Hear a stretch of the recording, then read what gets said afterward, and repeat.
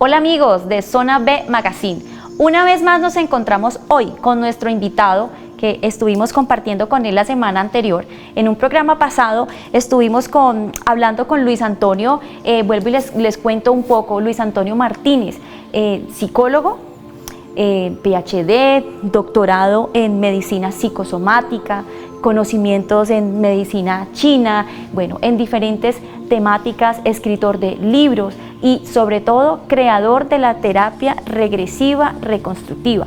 En nuestro programa anterior estuvimos hablando de la importancia de esta terapia, estuvimos hablando de los estudios, las investigaciones, digamos las bases teóricas y todos los fundamentos que tiene esta terapia en el marco clínico, en el marco neurológico, en el marco incluso fisiológico, en el marco de las emociones.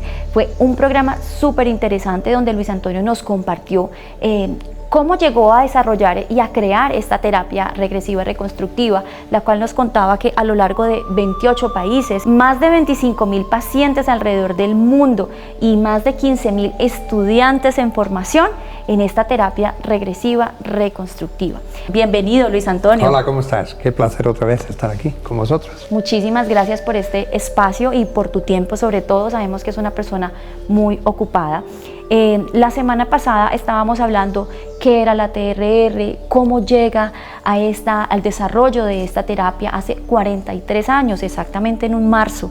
Un hombre maravilloso del cual tengo la oportunidad de conocer, de ser su alumna en formación y bueno, no íbamos a perder esta oportunidad de poder compartir con él y que realmente él nos explique de qué se trata esta terapia. La vez pasada estuvimos hablando de la importancia que tenía toda la vida intrauterina, incluso desde la concepción. Manifestábamos, Luis Antonio, que muchas veces las mamás no saben, las familias, no hay sensibilización social, no hay conciencia frente al impacto que tiene ese embrión desde la concepción hasta el día de su nacimiento. Entonces vamos a retomar un poco y vamos a hacer como un zoom, vamos a hacer énfasis y vamos a profundizar un poco más en la importancia de toda esta vida del claustro uterino desde la concepción, qué implicancias tiene y sobre todo en el día del nacimiento y del parto, que hay diferentes formas de nacer y cuáles son esos rasgos de personalidad que tú has podido a partir de tus investigaciones decir que referente a los diferentes tipos de nacimiento pues tiene unas consecuencias y unos rasgos de personalidad en cada ser humano. Entonces bueno, nuevamente bienvenido y bueno, vamos a profundizar un poco en esta etapa gestacional, intrauterina, que es tan importante. Efectivamente, ¿te acuerdas que la otra semana cuando hablábamos te comentaba que más del 70, el 80% de todos los orígenes, el núcleo traumático original de los problemas que tenemos los seres humanos adultos están allí, radican allí empezaron, ¿no? Y como decíamos el otro día, en esa etapa, desde el primer instante que tú llegas al mundo, tú estás conectada con tu mamá y todas las vivencias que tiene la mamá las vive el niño. Y entonces, en función de eso, lógicamente, se le va a abrir un panorama a ese niño de qué me espera cuando salga por esa puerta allí fuera. Si tienes una mamá que es una mamá tranquila, pausada, estabilizada, equilibrada emocionalmente, pues le marcará al niño como un mundo bonito de paz donde tengas ganas de salir. Si tienes una mamá con problemas, con conflictos, que está pasando por problemas, no sé, de dinero, de conflictos emocionales de pareja, de familia o lo que sea, todo eso lógicamente va a generar una serie de emociones a la mamá que le van a llegar al niño, que atraviesan esas sustancias que mamá genera en su cerebro, atraviesan la placenta, llegan al bebé y le impactan a él y va a tener ese miedo a querer salir, claro que nos va a afectar. Entonces por eso, como bien comentabas ahora, es tan necesario que todas las personas en el mundo que fuesen a tener niños, no solamente las mamás, los mamás y los papás, porque es una cosa de tres, mamá, papá y el bebé, tuviesen una preparación, o sea, que hubiese charlas de preparación, incluso que pudiesen vivir ellos, cuando ellos estuvieron en su panza de su mamá, para que supiesen cómo ellos lo vivieron. Y una vez que tú sabes cómo tú lo viviste, estás seguro que cuando tengas a tu bebé ya vas a saber cómo debes hacerlo, ¿no? Cómo marcar esa línea a partir de ahí. Entonces, fíjate que el primer trauma, los primeros bloqueos se van a generar, como decíamos el otro día, dentro de esa etapa intrauterina, mientras que vas creciendo y todo lo que va pasando afuera va a generarte modelos que tú vas a actuar. Pero después hay como un segundo anillo, otra segunda bloque que va a ser justo en el momento de nacer. Cuando naces, pues hay diferentes formas de nacer. La que hemos llamado forma natural, parto natural, ¿qué es? La persona llega a los 9 meses, ese sitio se mueve todo y la persona, pues ahí está la cabeza y sale por el canal uterino. Esa es la forma que se ha hablado, forma natural, el nacimiento natural. Pero aparte de esa hay otras muchas formas de nacer, ¿no?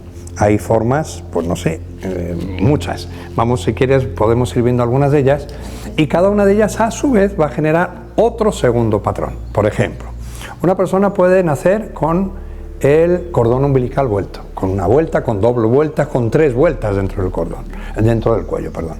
Entonces, ¿qué es lo que va a pasar?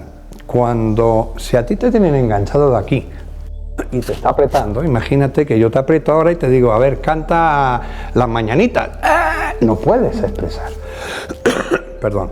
Entonces, mira, hago analogía de eso. Sí. Entonces, vamos a ver que hay muchas personas que de adultos, por ejemplo, ante una situación concreta, emocional, tú y yo discutimos por lo que sea, y automáticamente la persona siente que no puede expresar. Y ahí está, enganchado al modelo, que te das cuenta que es desde que nació. En el momento de nacer, aquí estaba aquello, porque era la sensación de que me estaban apretando y si me siguen apretando me puedo morir. Entonces, para no morir, tengo que estar callado. Y ahí está el modelo que tenemos en el adulto cuando se presenta en consulta. Otros muchos, imagínate el nacimiento por fórceps, por ejemplo. La persona estás dentro de tu mamá y de repente aparece como unas pinzas enganchan de tu cabeza y tiran hacia afuera de ti. Eso es lo que se sentirá, pero desde luego menos risa cualquier cosa que te enganche de la cabeza y que tiren para afuera no es nada agradable. Pero, fíjate, la persona nació, para nacer le hicieron daño, sufrió dolor, ¿dónde? En la cabeza. Pero hoy en día, ¿la persona está muerta o está viva? Está viva. Entonces se hace la unión. Para estar vivo, debo sentir dolor de cabeza. Porque si no siento dolor de cabeza, es el primer modelo que aprendí. Si me enganchan y siento el dolor en la cabeza, seguiré vivo. Y se le crea ese modelo, ese patrón de supervivencia. Y es, para estar vivo, tengo que sentir dolor de cabeza. Y vas a ver personas que, por ejemplo, hemos hecho estadísticas hace ya años sobre personas que han nacido, por ejemplo, personas que padecían migrañas, que padecían neuralgias, o sea, que tenían jaquecas, cosas, y se dispara totalmente un porcentaje altísimo de personas que fueron con fórceps, presentan mucho más porcentaje de padecer dolores que la persona que no. Con eso no quiere decir que todo el que le duela o que tenga una migraña la han tenido que sacar por fórceps, pero sí estadísticamente se dispara. Tiene una incidencia. Tiene una incidencia muy alta. Y así con todos, o sea, no sé, por ejemplo... Cesárea. La cesárea, por ejemplo. Imagínate que esto fuese mamá, yo estoy dentro de mamá y estoy aquí viendo un programa de televisión, como el vuestro, aquí. Entonces, según estoy viendo el programa de televisión, de repente se abre el techo, me enganchan, ¡pum!, y una máquina, ¡pum!, y me dejan allí en medio de la calle. ¿Qué hago aquí? Estoy en la calle, ¿qué hice? Nada, yo no he hecho nada, pero estoy aquí fuera. No he hecho nada y estoy fuera. No he hecho nada y estoy vivo. Para seguir vivo, ¿qué tengo que hacer? Nada. Entonces vas a ver, por ejemplo, las personas que normalmente nacen por cesárea, en general, presentan mucho más esa conducta de no hacer nada. O sea, ¿por qué? Porque otro me lo hace por mí. ¿Vale? O sea, de un poco esfuerzo. Poco esfuerzo. Como que no son muy esforzados, exacto, no muy guerreros, correcto, les falta fuerza para pelear, para hacer. Así es. ¿Vale? La persona, por ejemplo, prematura. Perdón, o sea, es como que me sacaron de allí, me hicieron el trabajo y me pusieron ahí. Ahí está. Viva. Claro, y entonces vas a ver que siempre se presenta mucho en este tipo de personas donde cada vez que hay algo, acudes a otro. Oye, ¿te puedo encargar de hacer tal cosa? Y tú te das la vuelta y fulano, ayúdame, porque el otro te va a hacer. Y lo mismo, por ejemplo, la persona que prematura, imagínate. El prematuro salió antes de tiempo, o sea, en lugar de a los 9, pues no sé, a los 7, imagínate, sale antes. Pero lo mismo, vas a ver una persona que salió antes de tiempo, pero hoy, ¿está vivo o está muerto? Está vivo. Para estar vivo tengo que estar antes de tiempo. Y entonces, por ejemplo, son personas que tienes una cita con ellos. Impaciente, acelerado. Quedamos a las 5 y se presenta a las 4. Quedamos a las 8, se presenta a las 7. ¿Por qué? Porque sabe que si llega antes, está vivo. Está vivo.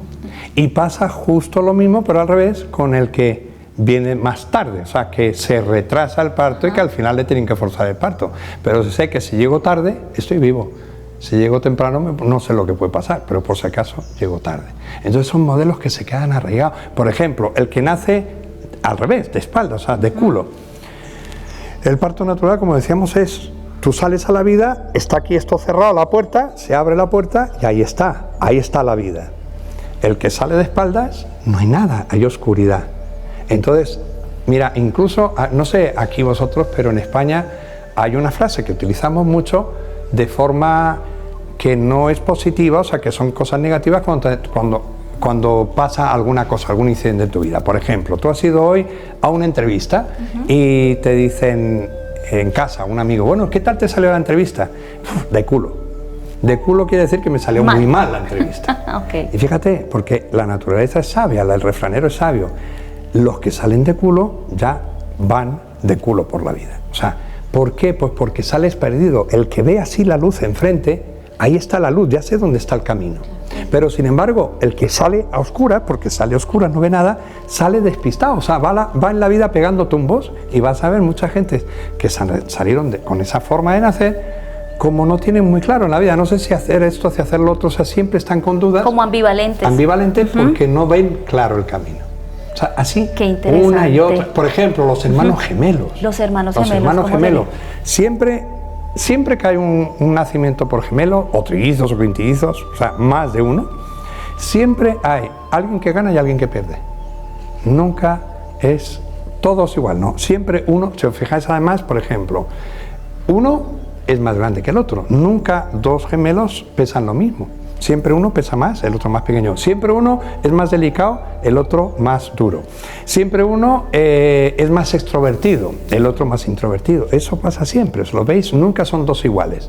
Entonces, cuando analizas lo que pasó dentro del claustro materno y cuando lo reviven, te das cuenta que uno asume el papel protagonista. ¡Ey, este soy yo! Incluso, fíjate, hoy en día ya afortunadamente eso no pasa, pero antiguamente, cuando no se sabía si era uno, si eran dos, hasta que nacían. Entonces imagínate si estamos diciendo, ¿te acuerdas la semana pasada cuando hablábamos que decíamos que todo lo que se vive en la trapa intrauterina, o sea, el niño está viviendo todo y es consciente de lo que pasa afuera, mamá, todo lo que vive fuera. Entonces imagínate que tú como mujer te has quedado embarazada, que tienes dos pero no lo sabes, y vamos a pensar en el mejor de los casos, que estés muy contenta de tener tu hijo y resulta que ya le pones un nombre, Pepito, y estás toda feliz tú y tu marido todos los días hablando, qué bien cuando nazca Pepito, y ahí hay dos, está Pepito y el otro, Juanito, y Juanito dice, ¿y ignorado? Yo qué? Soy ignorado, yo no existo. Entonces están muertos en vida. Y es una persona... ¿Depresión?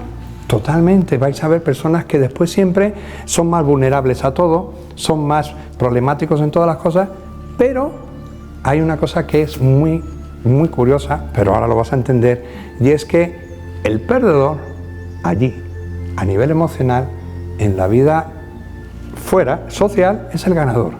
Entonces tú te encuentras a dos, por ejemplo, un hermano es el presidente de la multinacional, no sé qué, gana muchísimo dinero, tiene un montón de casa. No, en el vientre, exacto, en el vientre, ¿sí? Es el que fue el ignorado. Y dices, pero ¿cómo es posible que tenga todo fuera? Y sí, precisamente por eso. Salió a mostrarse, yo existo, exacto, a hacer valer su existencia. Es lo que hace, ¡ey, que me vean, que yo estoy, mamá, mira qué importante soy, sé no sé cuántos idiomas, he estudiado no sé qué, para que le vea. El otro no lo necesita, si ya ganó. Ya lo vieron. Entonces, sí. Curiosamente se da, pero son modelos que se viven desde allí, desde etapa intrauterina. Por eso la importancia, insisto, en vivir todos esos momentos y la importancia de cuando uno va a tener hijos, tener muy claro eso y tener muy claro que todo lo que yo estoy viviendo le va a afectar a mi hijo. Por eso las personas que tienen problemas de todo tipo, tanto no solamente emocionales, problemas económicos, no sé qué, ay, ¿qué voy a hacer? ¿Cómo le voy a dar a mi hijo de comer? No tengo dinero, todo eso les va a afectar. Y el niño sale ya a una sociedad agresiva, una sociedad violenta o a una sociedad bonita que me acoge. Es muy curioso todo eso. Muy interesante. Yo tengo una pregunta. ¿Hay alguna incidencia, digamos, o como un factor que pueda influir que los padres estén esperando el género, niño, niña? ¿Hay alguna influencia? ¿Podemos decir que influye en los casos de homosexualidad? ¿Puede tener alguna correlación o indiscriminadamente de eso sí puede tener un impacto? Si estamos todo el tiempo esperando una niña, ansiamos una niña, el engrama que construimos de expectativa es una niña, le ponemos nombre de niña, todo es rosado y nació varón. Obvio. Algo inconsciente hay. Obvio. O sea, imagínate, ponte por un momento en esa historia. Imagínate que tú como mujer, tus papás estaban esperando un niño. Y tú cuando estás dentro, tú dices, yo soy mujer, no soy niño. Y papá hablando del niño, y tus papás vengan con el niño. Y tú empiezas a cuestionarte. ¿Y qué va a pasar cuando yo nazca y vean que no soy niño, que soy una mujer? ¿Qué va a pasar? Me van a tirar a la basura, me van a abandonar. Si yo me abandonan, me voy a morir. Automáticamente, como hay un sistema, un patrón de supervivencia por encima de todo, desde la célula como tal, que es vivir a costa de lo que sea, tú vas a hacer lo que sea para poder vivir. Y en este caso, ¿qué va a hacer? Parecerte lo más parecido a lo que es el niño. Entonces podrá aparecer la homosexualidad. Entonces, bueno, pues si tengo conductas de hombre, a lo mejor mis papás me admiten como hombre. Si fuese yo, pues voy a ser lo más parecido a una niña para que papá y mamá me admitan. Y ahí no digo, insisto, que todos los casos que vemos de homosexualidad tenga que ser eso, pero sí se va a dar.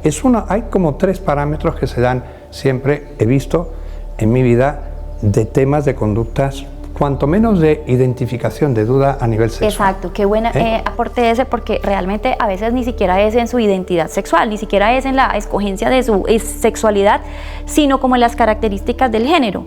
Tengo pacientes y uno los ve en consulta donde uno ya empieza a investigar, esperaban un niño, entonces es la adolescente que juega fútbol y se le hace el lapsus, es que mi papá esperaba un futbolista y yo juego fútbol y tiene conductas de hombre, indistintamente de que en su identidad sexual pues sea homosexual, pero sí hay un patrón conductual tendiente a ser muy masculina, claro, para ser aprobada por esos progenitores que esperaban ese. Y fíjate, pero todos eso es que ya arrancan desde la etapa intrauterina y después ya cuando naces empiezas a ejercer con ese rollo. Por ejemplo, me viene a la cabeza, estoy pensando concretamente una mujer totalmente con tendencias masculinas, pero cuando ella regresa al pasado, o sea, cuando hacemos regresión se va a una edad temprana, cuando es niña y pequeñita, con 4 o 5 años, y la ves que todos los modelos que ella tenía son de niño, porque papá quería un niño. Y entonces el papá incluso la vestían de niño, la llevaba con él siempre todos los fines de semana a cazar, que el papá le gustaba.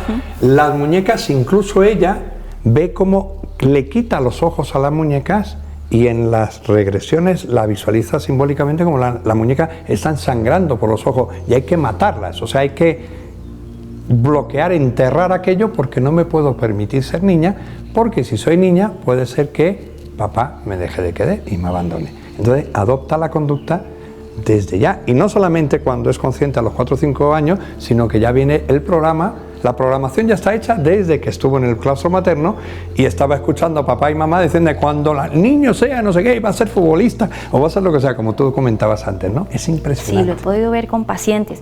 Otro punto importante, otro motivo de consulta que uno ve mucho son las dificultades con la sexualidad, ¿no? Bloqueos con la sexualidad, anorgasmias, bloqueos de la relajación frente y al disfrute, al goce en la relación sexual. Y muchas veces en estos ejercicios de terapia regresiva lo que se encuentran son abusos sexuales que son muy comunes y que realmente muchas veces en casa todos pensamos que el abuso sexual se reduce a la penetración, a las caricias y los parámetros y los criterios del abuso sexual es desde la mirada, desde la tocada, desde insinuar y demás, y me imagino que encuentras muchos casos de abuso sexual en esas edades primarias a través de la regresión. Lamentablemente así es, porque fíjate, ese es otro de los casos que se dan. Lamentablemente hay una incidencia altísima de abusos sexuales y principalmente donde más en el entorno familiar, los papás, los hermanos, donde más se acerca, incluso como tú dices, no solamente el abuso de introducirse dentro de la persona, sino hay muchas formas de abuso sexual. Y claro, y después curiosamente también ves que hay personas que han sufrido a lo largo de la vida diferentes abusos cuando han ido creciendo. Y son analogías, lo que están inconscientemente es buscando poder resolver el primer conflicto. Y va buscando, no digo que conscientemente, pero el inconsciente va buscando un prototipo similar al que pasó el primero, las muñecas matruscas que mencionabas tú la vez pasada, van buscando personas que hagan lo mismo para ver si en ese momento tengo la oportunidad de poderlo reconstruir, poderlo cambiar. Pero claro, como no son conscientes de ello, nunca lo consiguen. Y hay abusos a nivel transgeneracional, donde la abuela fue abusada, la mamá, ella, y ella no solamente ha sido abusada en una instancia prematura en su niñez, sino también en la adolescente y adulta. Entonces es súper importante trabajar esto y ser conscientes de esto.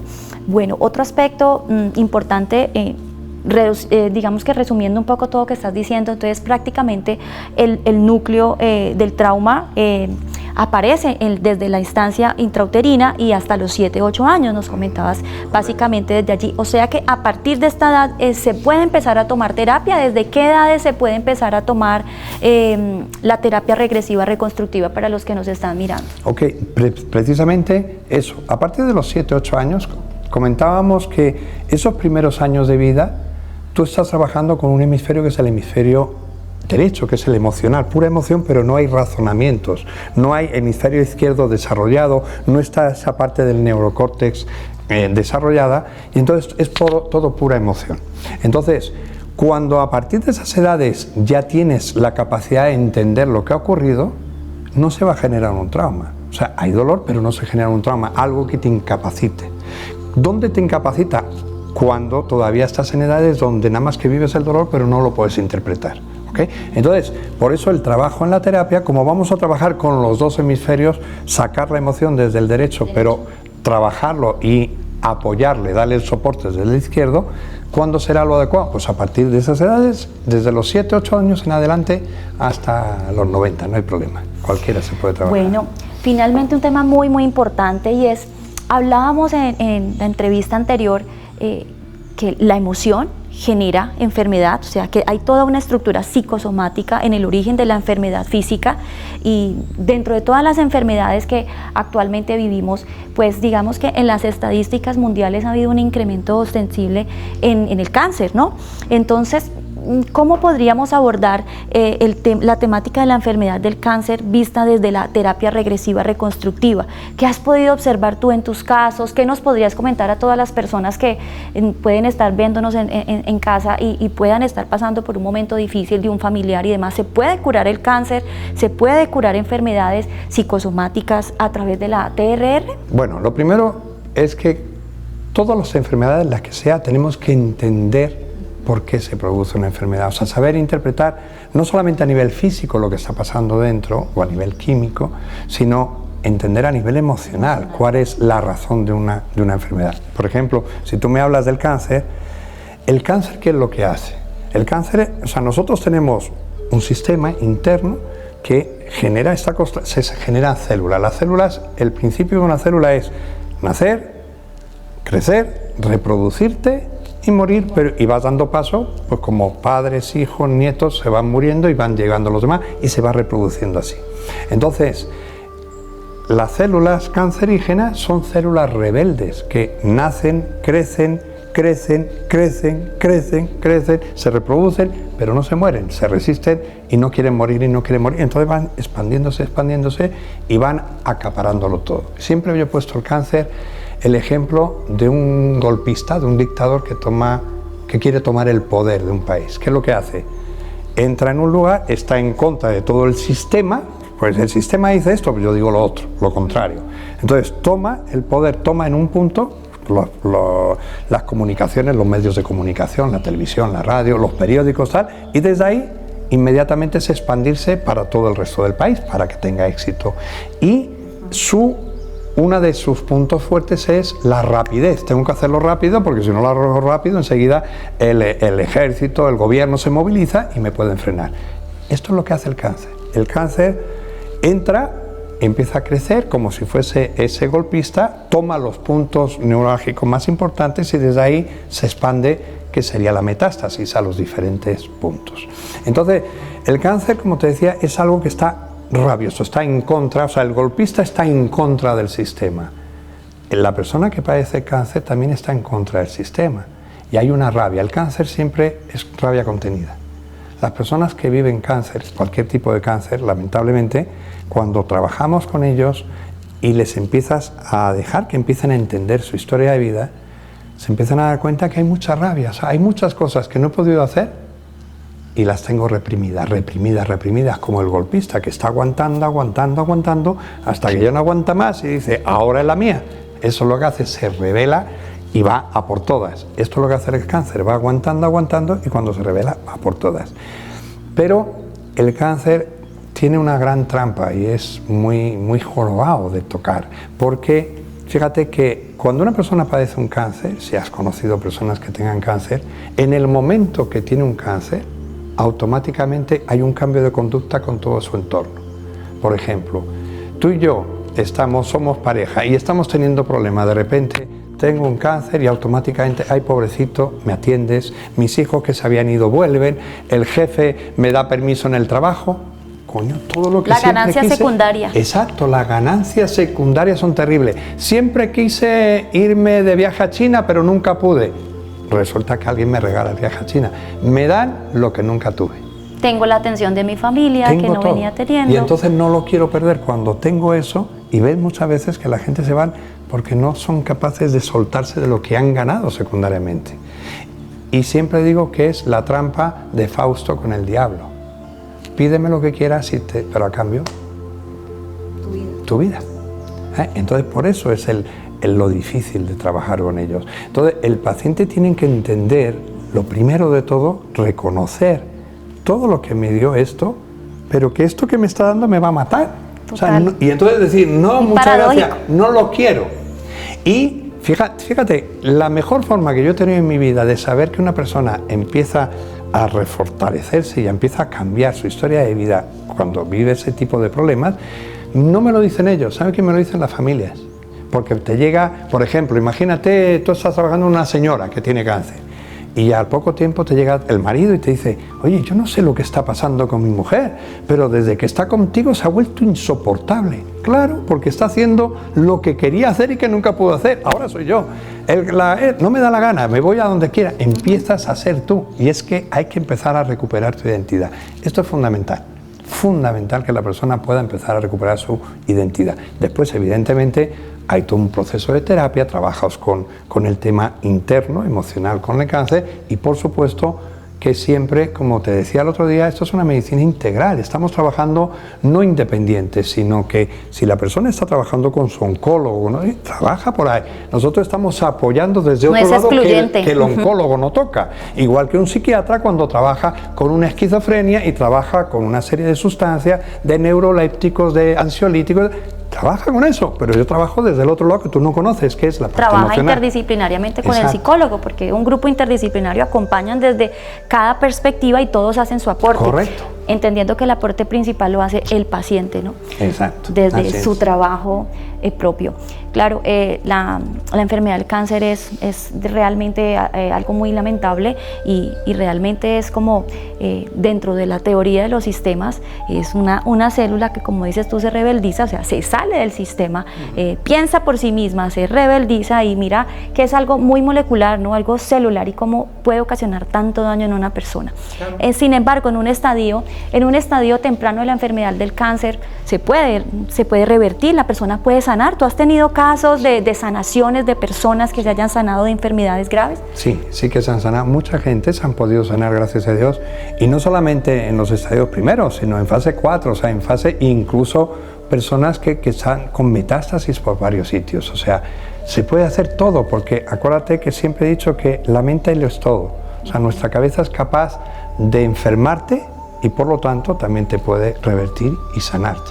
Depende de eso, o sea, tenemos que tener, y por supuesto la voluntad del cambio y la disposición a cambiar es del paciente. Nosotros somos facilitadores de un camino, pero quien hace el cambio y quien hace su proceso es él, no soy yo. O sea, entonces es el paciente el que se tiene que activar y tenemos que luchar contra eso porque el sistema, vivimos en una sociedad consumidora pasiva de productos. La sociedad es, yo me pongo, que me lo haga otro. Tengo un problema, dígame. Y te vienen incluso gente y te, oiga, ¿y qué hago yo con mi hijo? Y yo qué sé, señora, es su hijo, usted sabrá. O sea, no sé yo lo que hacer con mis hijos, voy a saber lo que tienes que hacer tú. Trabaja, ¿qué crees que se podría hacer? O sea, nosotros somos potenciadores del cambio, pero no hacemos el cambio lo hace el paciente.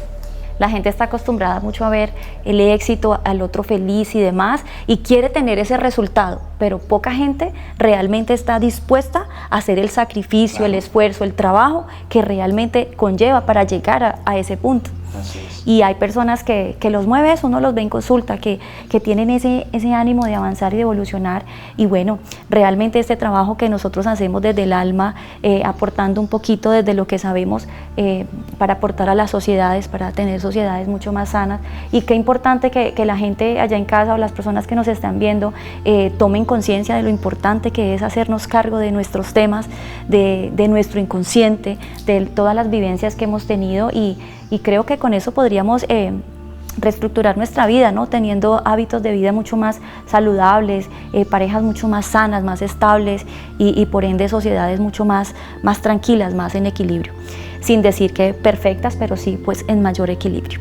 Bueno, yo creo que muchísimas gracias, agradecemos inmensamente este espacio que nos has dado. Nos podríamos quedar hablando contigo horas y horas, fascinados de todo lo grande que tú eres, toda la información que tienes, lo sabio que eres y bueno, podemos revisar un poco más en las redes y demás todo lo que es la terapia regresiva reconstructiva. También podemos comprar, acceder a tus libros donde se explica y las personas que quieran formarse, ya bien aquí les estaremos informando en las redes sociales y cómo puedan acceder a toda esta información.